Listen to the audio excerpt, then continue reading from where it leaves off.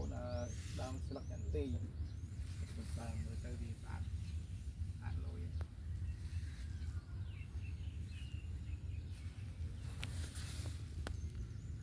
នេះសំបីតែស្ដៅនេះក៏ដាំដូចគ្នាដែរបងប្អូនដាំ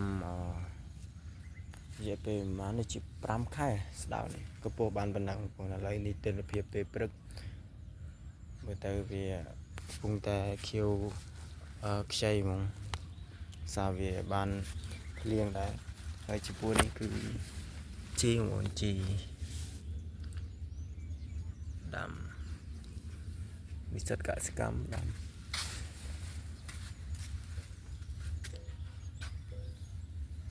នេះ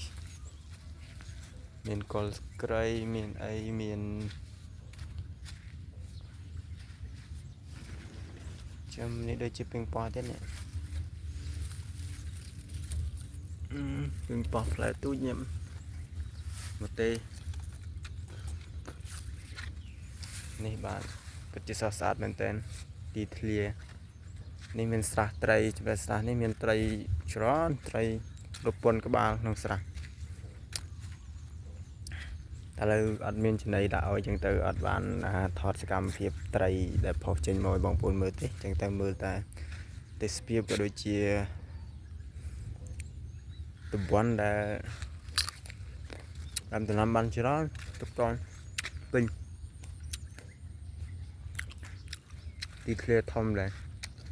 តែដីនៅនេះអត់សូវអំណោយផលបងប្អូនដាំអីក៏អត់សូវល្អដាំបានតែល្អមើលតែអត់ល្អស៊ីប្រការងារដីពូសស្អាតបងប្អូន